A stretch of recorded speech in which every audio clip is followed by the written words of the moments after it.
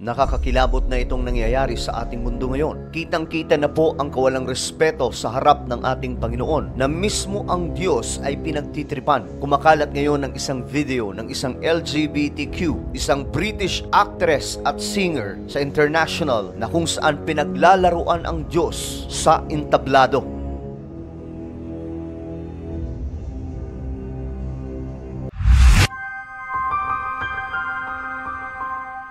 Hello, what's up mga sangkay? This is me. I'm back for another vlog today. Huwag niyo pong kalimutan na i-subscribe yung aking YouTube channel, i-click ang bell at i-click niyo po yung all. Sa mga nanonood po sa Facebook, i-follow niyo po yung ating Facebook page. Performance na pinaglalaroan ang ating Panginoong Hesus. Ito po ngayon ang kumakalat sa social media at naibalita rin po mga sangkay ang patungkol po dito sa LGBTQ event kung saan isang kilalang actress at singer ang nagtanghal at pinaglalaruan ang ating Panginoong Hesus. Ganito na po kanakakatakot mga sangkay ang henerasyon natin ngayon. Wala nang pagkilala sa ating Panginoong Diyos.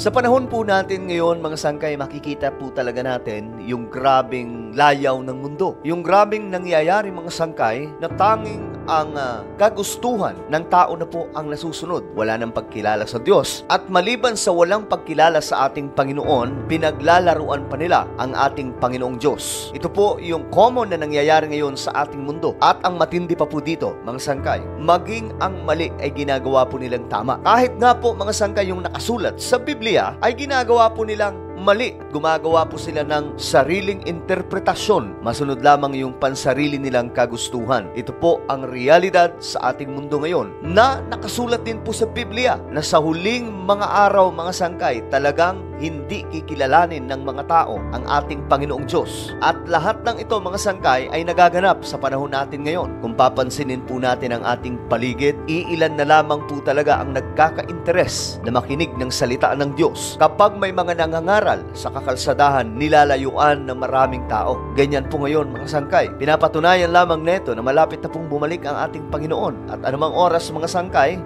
posible po itong maganap.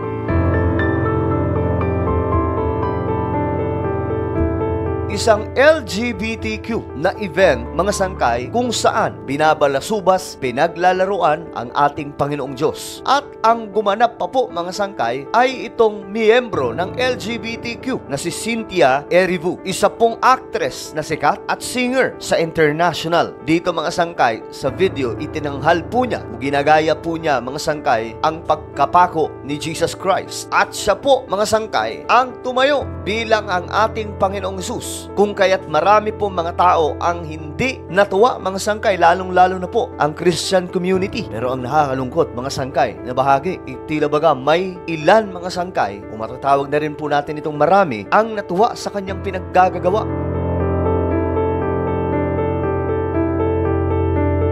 Hindi lamang po ito isang beses nangyari, mga sangkay. Maraming beses na rin po ito ginawa ng iba't ibang mga bansa at maging dito sa Pilipinas, mga sangkay. Meron pong isang kilalang miyembro ng LGBTQ ang gumawa na rin po ng kahalintulad na ito. Subalit, mga sangkay, dahil nga po ang ating bansa talagang Christian nation, nabatikos po siya. Maging yung simbahang Katoliko ay hindi natuwa sa kanyang ginawa. Umabot pa po sa punto, mga sangkay, na may mga pari na nagreklamo sa kanya. Kinasuhan siya hanggang sa umabot sa punto na ang taong ito ay nakulong. Pero sa ibang mga bansa, mga sangkay, very common at very normal ang nangyayaring ganito kung papaano po pinaglalaruan ang ating Panginoong Hesus sa pamamagitan po ng kanilang mga pagtatanghal. Kung titingnan nga po natin, mga sangkay, ang Hollywood, common sa kanila na pagtripan ang ating Panginoon. Ginagamit pa po mismo, mga sangkay, na mga artista nila na expression ang pangalan ni Jesus. Jesus Christ.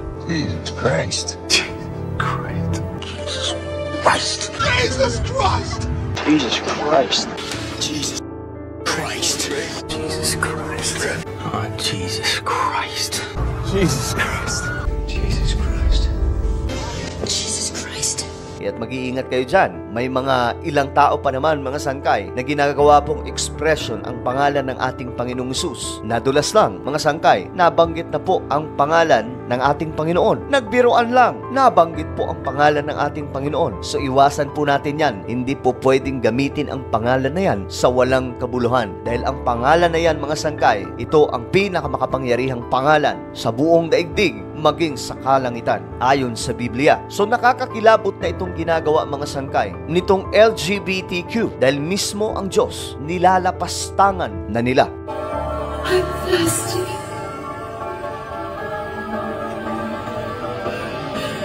It is finished.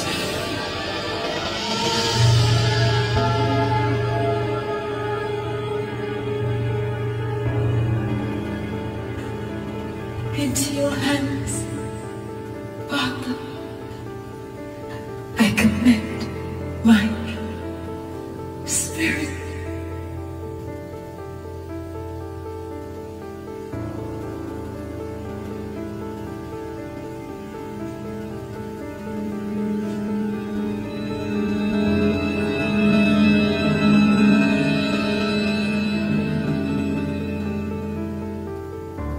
So ito yung reaction, mga sangkay, ng netizens. Ayon nga po sa nag-post, it's no surprise. She looks exactly like how demons have always been portrayed. And let's be real, if you dress like a demon, act like a demon, and mock God like a demon, don't be shocked when people call it what it is. Itong reaksyon na ito, mga sangkay, ay sapagkat marami nga po ang nagkomento tungkol po sa hitsura, tungkol po, mga sangkay, sa nakikita nila na tila baga sa performance na ito, demonyo ang kanilang nakikita na nagtatanghal. Kung kaya't sinasabi po dito, huwag kang magugulat kung yan ang tingin ng mga tao sa iyo. Ayon naman po sa isang nagkomento pa, Lord, I pray for mercy for her. I pray she comes to know you. Let her not be deceived anymore. Amen. Ayon din po, mga sangkay, sa komento ng isa pang netizen, Christ has been mocked since biblical historical. He still kept His word and on the throne, Jesus is King. Ayon din po, mga sangkay, sa isa pang nagkomento, to really see someone have no fear of the Lord is so severely frightening. So ito po ang nagiging common na trend ngayon, mga sangkay, sa ating mundo, na nagpapatunay lamang, mga sangkay, na babalik na po ang ating Panginoon anumang oras, sapagkat maging ang ganitong klaseng mga bagay ay nangyayari na. Ayon nga po sa Galatians chapter 6 verse 7 to 8, do not be deceived, God cannot be mocked. A man reaps what he sows. Whoever sows to please their flesh, from the flesh will reap destruction. Whoever sows to please the Spirit, from the Spirit will reap eternal life. So wag daw po tayong magpapadaya, mga sangkay. Hindi po pwedeng mapaglaruan ang pangalan ng ating Panginoon, sapagkat anong sinasabi ng Biblia? Aani siya ng isang matinding destruction. Marami na rin pong gumawa ng kahintulad niyan, mga sangkay, sa kasaysayan ng ating mundo, na nagmalaki sa harap ng ating Panginoon at gumawa po ng nakakakilabot na bagay. Subalit, mga sangkay, ang karugtong ng istorya ng buhay nila ay ang katapusan na humantong sa nakakakilabot na pangyayari. Patunay lamang, mga sangkay, na hindi po pwedeng pagtripan ang ating Panginoong Diyos. At sinasabi nga po sa Biblia na itong panahon natin, mga sangkay, ngayon ay tila baga humahalin tulad, mga sangkay, sa panahon ni Noah. Ano ba ang mayroon sa panahon ni Noah? Ayon po sa Matthew chapter 24, for just like the days of Noah were so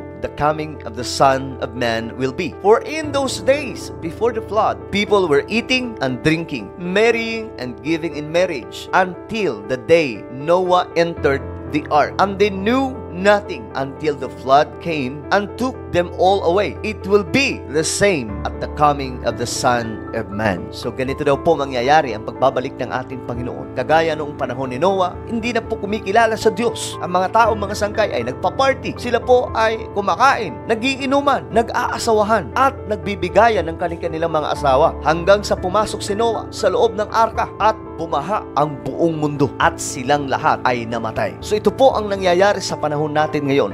Nakakakilabot, pero ito po ay kahalintulad sa panahon ni Noah. At isa sa paalala sa atin ng ating Panginoon, mga sangkay, ay eto. So kung ganito ang nangyayari na sa ating mundo, ano ba ang dapat gawin ng tao? At ano ang gagawin ng ating Panginoong Diyos sa lahat ng mga naglilingkod sa Kanya? Ayon po sa 2 Thessalonians chapter 1 verse 7 hanggang 10. Kayo namang mga nagtitiis ay aaliwin niyang kasama namin kapag ang Panginoong Hesus ay inihayag na mula sa langit kasama ang kanyang mga makapangyarihang anghel na may naglalagablab na apoy. Paparusahan ang lahat ng hindi kumikilala sa Diyos at hindi sumusunod sa magandang balita ng Panginoong Hesus. Magdurusa sila ng walang hanggang kapahamakan at mahihiwalay sila sa Panginoon at sa dakilan niyang kapangyarihan. Mangyayari ito sa araw ng kanyang pagparito upang tumanggap ng papuri mula sa kanyang mga hinirang at ng parangal ng lahat ng sumasampalataya sa kanya. Kabilang kayo roon sapagkat sinampalatayanan ninyo ang patutuong ipinahayag namin sa inyo.